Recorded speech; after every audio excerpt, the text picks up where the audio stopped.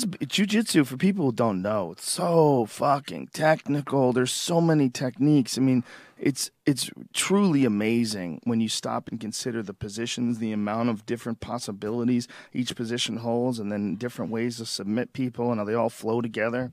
If you've never done it before, it's hard to kind of understand it, and I know that's one of the things that I take a lot of time on when it comes to a ground battle in the UFC. I always make sure I try to explain what a guy's trying to do, where it becomes a problem, where he's going to, and people get a chance to see it more that way. But unless you train yourself, you'll never really truly understand the beauty of it.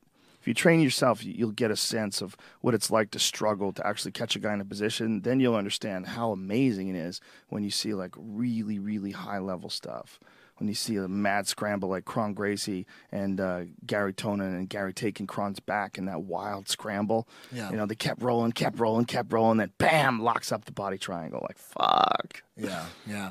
It's an art that anybody can do. Children, old ladies, they all do it. It's really, really easy. I'm not trying to sell it to obviously I want to make money, but it's the truth. The truth is anybody can learn it. All you have to do is just show up to your local jiu-jitsu school and just watch. Just go and just watch for a couple times. It's free. You don't have to commit to it. Just tell the guy you want to watch and you realize, oh my God, I had it all wrong. You know, you expect that you're going to show up and there's going to be all these fucking douchebags killing each other and bleeding on each other. And you realize it's a bunch of nerds. It's a bunch of computer nerds. And after you watch one class, you should be sold on it. And you don't have to roll and do, people are scared of rolling and, oh, what if he taps me out and hurts me?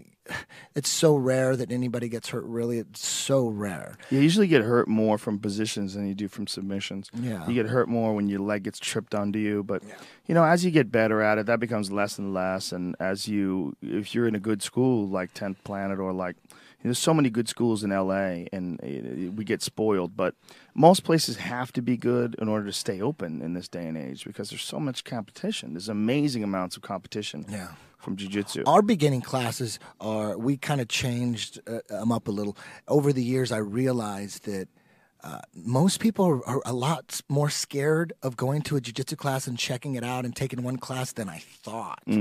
They're way more scared than I thought. So I understand that. I used to think that, if you should know that it's a safe sport and you should know if you want to do it or not. And if you're not totally into it, I don't want to talk you into it. You should just know.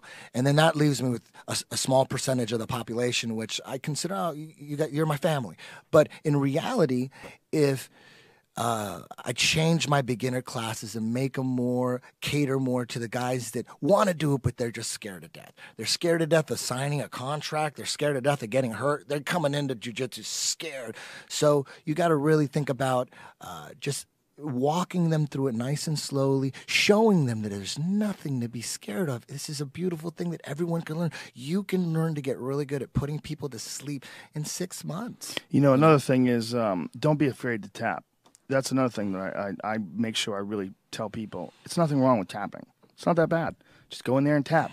It's you got to think about it like someone scoring a point on you in basketball. It's going to happen. It's totally normal. Yeah. And once you get past that, especially if you're training with good people, you tap them, they tap you. Doesn't matter. It's good for you. Yeah. And if you can't tap a guy, but he can tap you, guess what? That's good for you too. It's good for you to know that someone can tap you. You need to up your game and up your skill level to get to the point where he's at. But just because he taps you, it's no big deal. It doesn't matter. People tap people all the time. That's one of the biggest reasons people are afraid to come in. They're afraid to lose this game of death because really that's why jiu-jitsu is so fascinating and such a beautiful thing because really it applies to life on the streets, saving your family, protecting your children, protecting your wife protecting your children, and back and forth, your children knowing jiu-jitsu and protecting their father and son.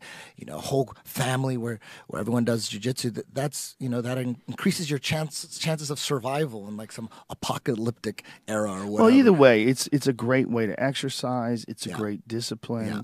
It's great for your body. It's great for your mind. Like after we leave jiu-jitsu class, tell me, when are we more like loose, relaxed, and silly than after jiu-jitsu meals? Yeah. Oh, like, dude, we've had some parking lot, hilarious after jiu-jitsu conversations where everybody's exhausted. You've been fighting for your life for the past hour and a half, and we're all just hanging out chilling.